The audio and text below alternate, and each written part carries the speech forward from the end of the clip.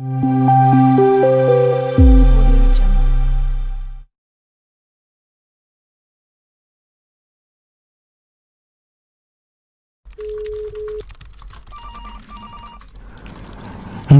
বড় একঘেয়ে হয়ে উঠেছে। দিনের পর দিন অফিস আর বাড়ি করতে করতে ক্লান্ত হয়ে পড়েছি। অনেক দিন কোথাও যাওয়া হয়নি, ছুটিও জমেছে বিস্তর। এমনই সময় হঠাৎই একদিন আমাদের অফিসের এক ক্লায়েন্ট ভদ্রলোক জানালেন এমনই একটি জায়গা তার জানা আছে এবং তিনি সেখানে থাকার জায়গা করে দিতে পারেন। মনটা খুশিতে দুলে উঠল। ভদ্রলোককে অনেক ধন্যবাদ জানিয়ে যাবার আয়োজন শুরু করলাম। ট্রেনের টিকিট পাওয়া যাবে না জানতাম, তাই বাসেই রওনা হলাম। নর্থ বেঙ্গলের এক অখ্যাত ছোট্ট গ্রাম। পাহাড় আর জঙ্গলে ঘেরা এই ছোট্ট গ্রামে আধুনিক সুযোগ সুবিধা তেমন পাওয়া না গেলেও চোখ ও মনের অপার শান্তি পাওয়া যায়। ক্লায়েন্ট ভদ্রলোকই তার পরিচিত একজনের সঙ্গে যোগাযোগ করিয়ে দিয়েছিলেন। তিনি এখানে একটি বাড়ি ভাড়ার ব্যবস্থা করে দেন।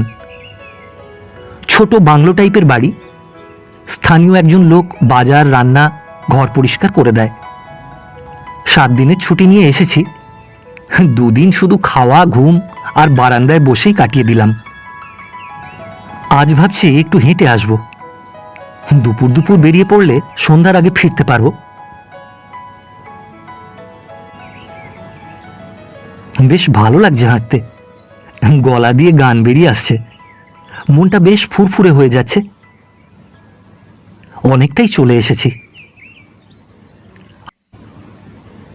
আরে আকাশে কি মেঘ করছে নাকি?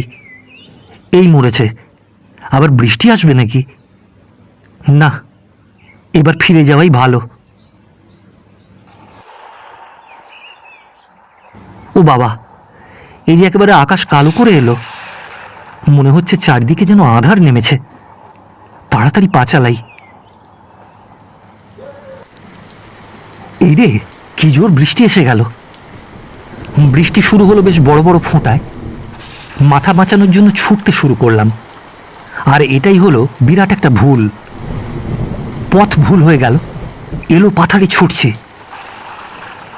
প্রচণ্ড বিদ্যুৎ চমকাচ্ছে, বাজ পড়ছে।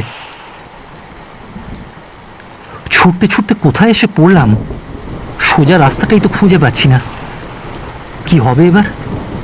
অজানা অচেনা জায়গা, তার উপরে এই বিপদ। কি যে করি?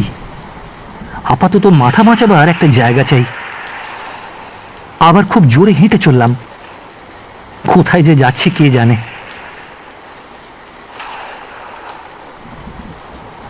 আরে দূরে একটা বাড়ি দেখা গেল মনে হচ্ছে। এগিয়ে গিয়ে দেখি বরং। বাড়িটা দেখে যতটা কাছে মনে হচ্ছিল ততটা কাছে নয়, বেশ দূরে।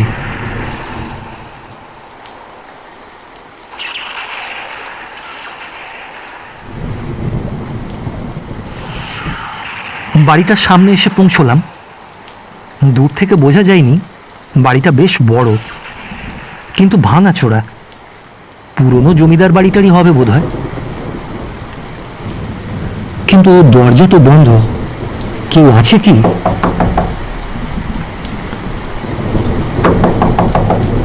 বাড়িতে কেউ আছেন?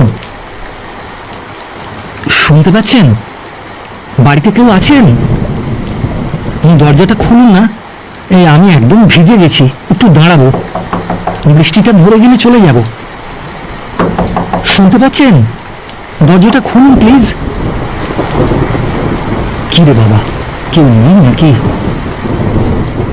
দরজাটা ঠেলে দেখবো খোলা আছে নাকি। দেখি তো। ঠেলা দিতেই দরজাটা খুলে গেল। আরে দরজা তো খোলাই আছে। ভেতরে মেঝেতে পুরো ধুলোর আস্তরণ।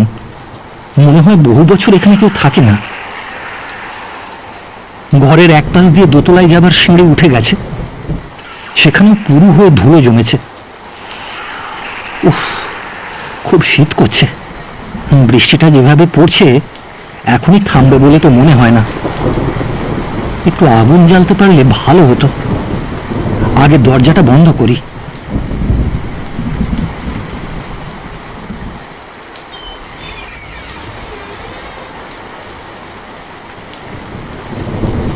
আরে, এটা কিসের দাগ? মনে হচ্ছে কোনো বস্তা বা কাপড় কেউ টেনে নিয়ে গেছে। কই, একটু আগে যখন দেখলাম তখন তো ছিল না। তাহলে বাড়িতে কি কেউ আছে? দোতলায় উঠে দেখব, কিন্তু ওঠাটা ঠিক হবে? কেউ থাকলে যদি কিছু মনে করে। না, দেখি একবার।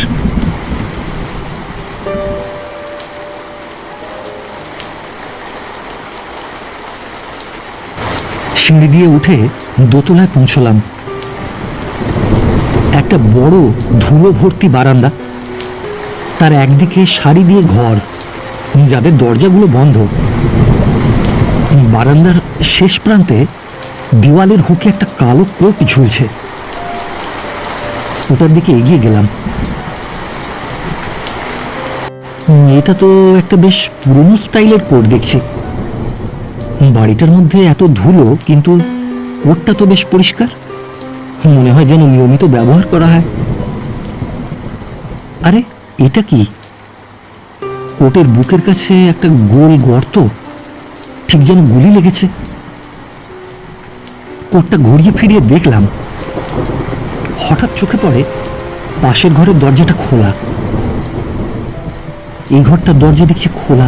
দেখি তো কি আছে ভেতরে। বাবা, ঘরটা তো বেশ বড়। আর একটা ফায়ার প্লেসও আছে দেখছি। পাশে কিছু কাঠও রয়েছে দেখছি। যাক বাবা, ঠান্ডায় জমে যাচ্ছি একেবারে। কিছুটা ছাইও পড়ে আছে দেখছি। আগে ওটা পরিষ্কার করে নিই, তারপর কাঠ দিয়ে আগুন জ্বালবো। ফায়ার প্লেস পরিষ্কার করে কাঠ দিলাম। আমার কাছে দেশলাই আছে, তবে বৃষ্টিতে মনে হয় ভিজে গেছে। অনেক চেষ্টা করেও দেশলাই জ্বালতে পারলাম না।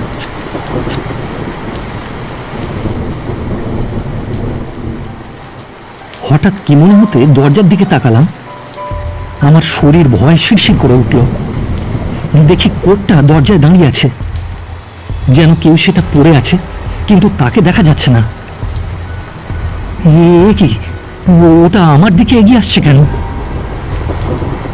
এই, আমার দিকে আসছো কেন? কে তুমি? কি চাও? আমার পিঠ ফায়ার প্লেসের দেয়ালে ঠেকে গেল।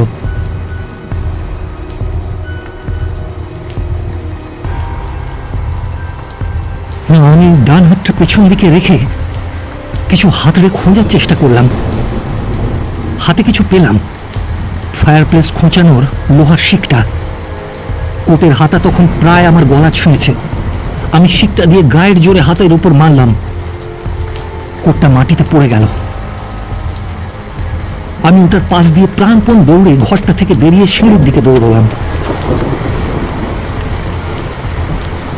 পেছন ফিরে এক ঝলক দেখলাম কোটটা হামাগুড়ি দিয়ে আমার দিকে এগোচ্ছে। আমি দৌড়ে নিচে নেমে হল পেরিয়ে দরজার দিকে ছুটলাম। তারপর দরজা খুলে বাইরে বেরিয়ে ছুটতে লাগলাম। তখন অঝোরে বৃষ্টি পড়ে চলেছে।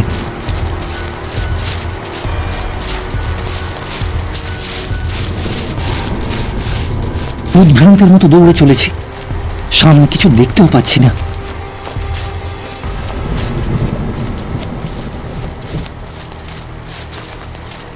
অনেকটা দৌড়ে এসে একটা ঝুপড়ি চায়ের দোকান দেখতে পেলাম।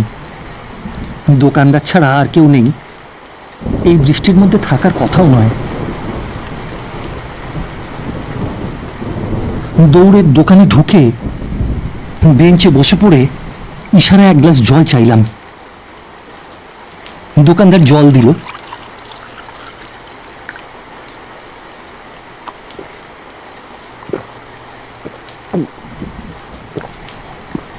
এক নিঃশ্বাসে খেয়ে নিলাম। জল খেয়ে সব ঘটনা দোকানদারকে বললাম। দোকানদার বলল, আরে ও বাড়িটা তো ভূতের বাড়ি। ওটা বহু পুরনো জমিদার বাড়ি। শুনেছি ওই বাড়ির ছোট ছেলে খুব নিষ্ঠুর প্রকৃতির মানুষ ছিল। তাই নিজের পছন্দ মতো কাজ না হলে মানুষ মারতে তার হাত কাঁপতো না। তা তার একবার শখ হলো ওই সেনাবাহিনীতে যোগ দেবে। হ্যাঁ, দিয়েও ছিল, কিন্তু অকারণে মানুষ মারার জন্য ওকে সেনাবাহিনী থেকে তাড়িয়ে দেয়। আর বেশ কিছুদিন কোনো খোঁজ পাওয়া যায়নি। আর তারপর একদিন ওই বাড়িতে এসে উঠেছিল। ও বাড়িতে তখন কেউ থাকতো না, বাড়ির লোকজন সব অন্যান্য শহরে চলে গেছে, বাড়িটা ফাঁকাই ছিল। ওই ফাঁকা বাড়িতেই কিছুদিন থাকার পর খুন হয়ে যায়। খারাপ ব্যবহারের জন্য শত্রুর তো অভাব ছিল না, ওই তারাই কেউ মেরে গেছে। সেই থেকে ওই বাড়ির ত্রিসীমানায় কেউ যায় না। যাই হোক, জোর বেঁচে গেছে মশাই। দাঁড়ান, একটু চা করি, গরম চা খান, একটু ভালো লাগবে।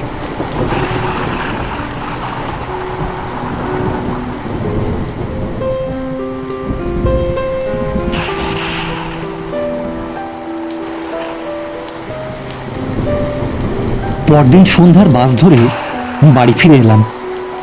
মাথায় রইল আমার ঘোড়া। কাউকেই কিছু জানালাম না, জানি কেউই বিশ্বাস করবে না।